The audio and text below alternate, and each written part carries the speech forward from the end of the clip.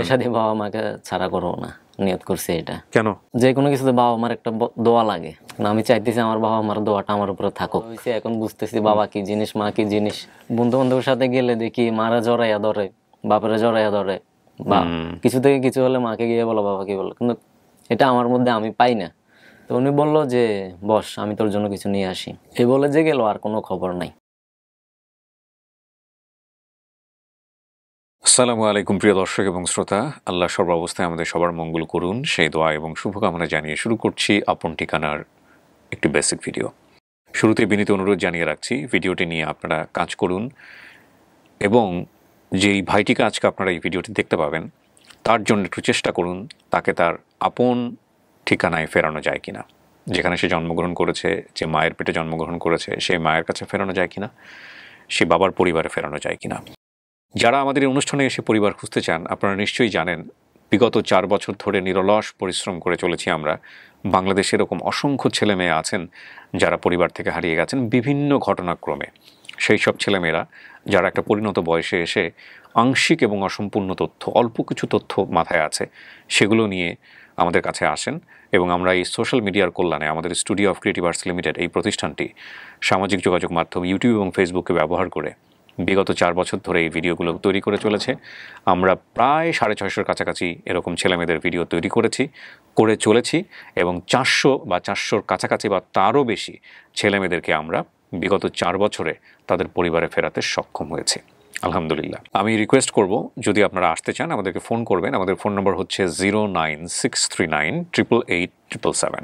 কথা বাড়াচ্ছি না, চলুন এই ভাইটিকে একটু জানার চেষ্টা করি। আপনার নাম কি ভাই? বর্তমান নাম তহিদুল ইসলাম সাকিব, আর বাবা মার দেওয়ার নাম সম্ভবত মানিক ছিল। সম্ভবত মানিক। আচ্ছা, মানিকটা ধরে আমরা আগাই। আপনার অনেক কিছু মনে আছে। জি হ্যাঁ, আপনার সম্ভাব্য জেলা শুধু মনে আছে চট্টগ্রাম, না? জি জি। এটার একটা কারণটা হচ্ছে আপনি ওই ভাইকে বদ্দা বলতেন, জি, বাড়িওয়ালাকে জমিদার বলতেন, মহাজনকে সওদাগর বলতেন। হ্যাঁ, এটা চট্টগ্রামের ভাষা। বাবার নাম কি ছিল? আমার বাবার নাম জাফর। জাফর। মায়ের নাম? উম্মা হাবিবা। উম্মে হাবিবা। বড় ভাইয়ের নাম মুস্তফা। আর মেজো ভাইয়ের নাম? শুক্কুর। শুক্কুর। আপনার বোনের নাম? তানিয়া। সম্ভবত তানিয়া। সম্ভবত তানিয়া। একবার প্রথম থেকে বলেন তো ঘটনা কি হয়েছে ভাই, একটু শুনি। আপনার বাবার টেইলরের দোকান ছিল? জি। টেইলর মাস্টার ছিল আপনার বাবা? হ্যাঁ, বাজারে আমাদের টেলার্সের দোকান ছিল। আচ্ছা, ওনার বাবার নাম হচ্ছে জাফর। জাফর টেইলর। চট্টগ্রামের ঘটনা এটা, চট্টগ্রামের গ্রুপগুলোতে দেখতে হবে একটু দয়া করে। হ্যাঁ, বলেন কি হয়েছে একটু শুনি। মানিক, আসলে এখানে যা যা লেখা আছে তার মধ্যে একটা মিসআন্ডারস্ট্যান্ডিং হয়েছে। আচ্ছা। তা হলো কি, মানে আমার বুঝজ্ঞান হওয়া পর্যন্ত আমি একজনের কাছে ছিলাম। হ্যাঁ। মূলত ওনার নামে হচ্ছে উম্মে হাবিবা, তো ওনাকে আমি মা মনে করতাম। ও। দ্বিতীয়ত মানে আমার ধরেন যখন 6-7 বছর হইলো, তারপর দেখছি যে যিনাকে মা বলতাম উনি আমাকে বাসে করে এক জায়গায় আনছে। আচ্ছা। বেশি সময় লাগে নাই। আচ্ছা। প্রায় ধরেন 10-15 মিনিট এরকম লাগছে। আচ্ছা। তো আসার পরে দেখলাম যে মানে এক বাসায় নিছে, বাসায় নিয়ে বললো যে এটা তোর বাবা, এরা তোর ভাই বোন। তো আমিও মেনে নিছি, হ্যাঁ ঠিক আছে। কিন্তু কই যে ঘরে আরেকজন মহিলা ছিল, ওনাকে আমি মা দাবি করতাম না। তো উনি এরকম ভাবে আপনাকে এতদিন পরে দিয়ে আসলো একটা জায়গায়, মা বা ভাই বোন, আপনি আপনার মাকে জিজ্ঞেস করেন না এই যে উম্মে হাবিবাকে? জিজ্ঞেস করছি যে বাবাকে আমি এর আগে একবার দেখছিলাম, এই ভদ্রলোককেই দেখছেন? হ্যাঁ দেখছিলাম।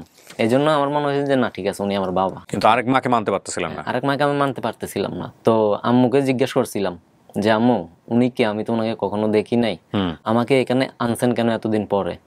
তো বললো বাবা, ও তোর সব উত্তর দিবে তোর বাবা। তো আমি বলছি আচ্ছা ঠিক আছে, সমস্যা নেই। তো আম্মু বলছে তুই বাসায় বস, আমি আসতেছি। তো আমি বললাম যে কই জানা? তো উনি বললো যে বস, আমি তোর জন্য কিছু নিয়ে আসি। এই বলে যে গেল, আর কোনো খবর নাই। তারপরে আব্বুরে জিগাইলাম, আব্বু কইলো যে আছে, তোর আম্মা আছে। তো একটা সময় জানতে পারি কি উনি আমার মা না, মানে উনি সম্ভবত আমার বাবার কোনো এক আত্মীয় ছিল। আচ্ছা। হ্যাঁ, সম্ভবত বন্যা হয়েছিল আর আমারে ওনার কাছে দিছিল। চট্টগ্রামে এক বন্যা হয়েছিল, উম্মে হাবিবার কাছে দিয়েছিল? উম্মে হাবিবার কাছে দিছিল। ওই ঘরে কোনো বাচ্চা কাচ্চা ছিল আপনি ছাড়া? না, ওই ঘরে আমি একজনকে নানা বলে ডাকতাম আর 2জন ছিল মানে মামা বলে ডাকতাম ওদেরকে। ওই জায়গায় আমার কিছু স্মৃতি আছে, যেমন ধরেন আমার একবার কাঁঠাল গাছ থেকে পরে হাত ভেঙে গেছিল। তারপর এক বৌদ্ধর কাছে আমাকে নিয়ে গেছে। এই বৌদ্ধ মানে ওষুধ দাবাই দেয় নাই, গাছের ইয়া দিয়ে ঠিক করছিল। এখানে হলো একটা স্মৃতি। বাবার কাছে আসছিলাম, এখন বাবা পড়তে দিত। ছোটবেলায় তো অনেক দুষ্ট ছিলাম, তো পড়াশোনা ভালো লাগে না। হ্যাঁ, মারতো। একদিন দোকান থেকে আসে দেখলো যে আমি পড়তেছি না, শয়তানি করতেছি। উনি রাত্রে এসে ব্রাশ করতেছিল, ব্রাশ দিয়ে এই যে আমার এখানে মানে একটু হালকা খোঁচা লাগছে। মানে এটার উপরে জিদ করে আমি একবার বাইরে গেছিলাম বাসা থেকে। বাসা থেকে। এই ঘরে কোনো ভাই বোন পাইছেন আপনি? হ্যাঁ এই ঘরে ভাই বোন আছে আমার। এইদের ওই যে নামই বললাম না? বলছেন? হ্যাঁ তো যে মার কাছে দিয়ে গেল মা বলে, ওই মায়ের আদর কেমন ছিল? উনি আমাকে যথেষ্ট পরিমাণ আদর করতো, মানে উম্মে হাবিবা করতো নাকি উম্মে হাবিবা যার কাছে রেখে গেল? যার কাছে রেখে গেছে। না, ওনার আদর কি মায়ের মতোই ছিল? জি, আচ্ছা, মানে আমি শিওর জানতাম না মানে আমাকে ওনার কাছে দেওয়ার কারণটা কারণটা কি? কি বা উনি আমার কি হয় এটা এক্স্যাক্টলি। আমি শিওর জানি আপনি কি পরিবারের সবচেয়ে ছোট ছেলে না। ছিলেন? জি, আমি সবচেয়ে ছোট ছিলাম। সবচেয়ে ছোট ছিলেন, আচ্ছা।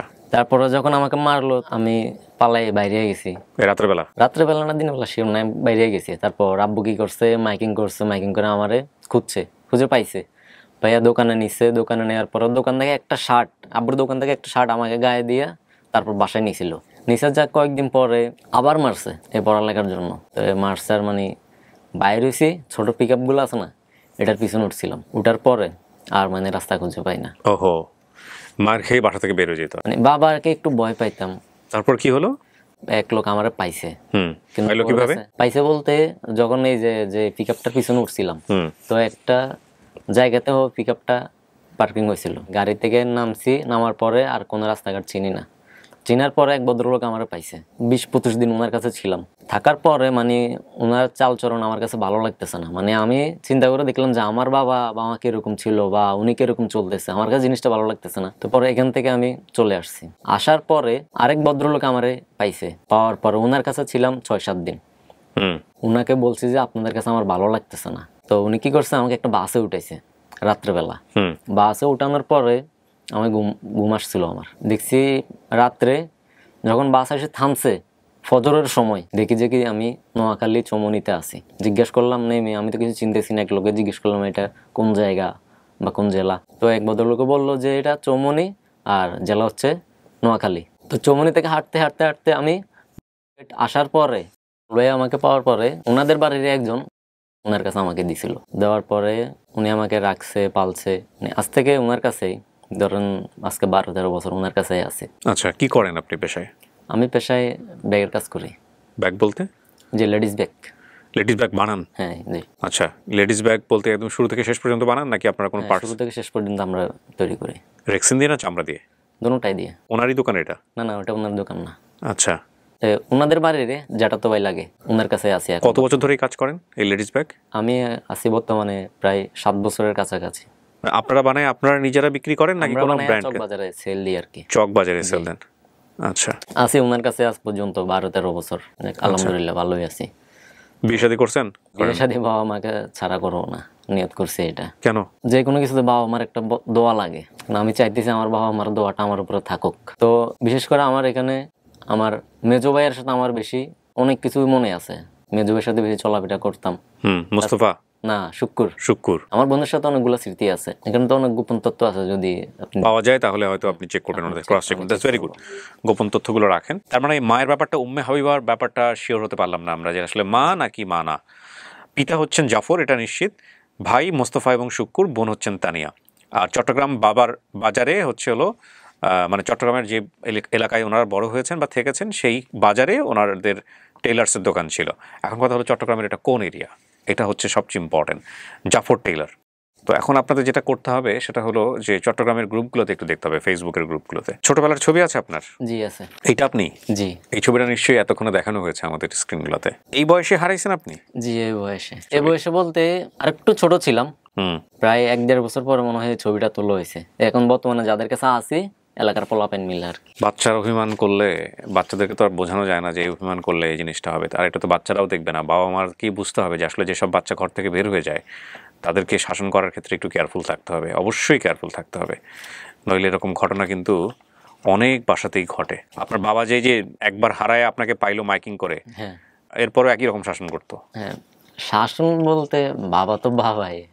ছোট থাকতে বুঝতাম না, বড় হয়েছে এখন বুঝতেছি বাবা কি জিনিস, মা কি জিনিস। বন্ধু বান্ধবের সাথে গেলে দেখি মারা জড়াইয়া ধরে, বাপেরা জড়াইয়া ধরে, বা কিছু থেকে কিছু হলে মাকে গিয়ে বলো, বাবা কি বলো। কিন্তু এটা আমার মধ্যে আমি পাই না। বর্তমানে যারা আছে তারাও ভালো, কিন্তু ওই যে আপন তো আপনে। আমার মন খারাপ হলেও যাক, মারা যায় জড়া ধরে কিছু বলতে পারতাম, এখন এই সুযোগটা পারি না। যখন দেখি আমার বন্ধু বান্ধবটা এই কাজগুলা করে তখন মানে আমার খুব খারাপ লাগে। মনে মনে চিন্তা করতাম যে আল্লাহ তুমি আমার মা বাবাকে আমার কাছে ফিরিয়ে দাও। ইনশাআল্লাহ আমরা চেষ্টা করে দেখি। সো প্রিয় দর্শক এবং শ্রোতা, চলুন আমরা সবাই মিলে একটু চেষ্টা করি। একটা ভালো সংবাদের প্রত্যাশায় আমরা শেষ করছি আজকের মতো। আসসালামু আলাইকুম।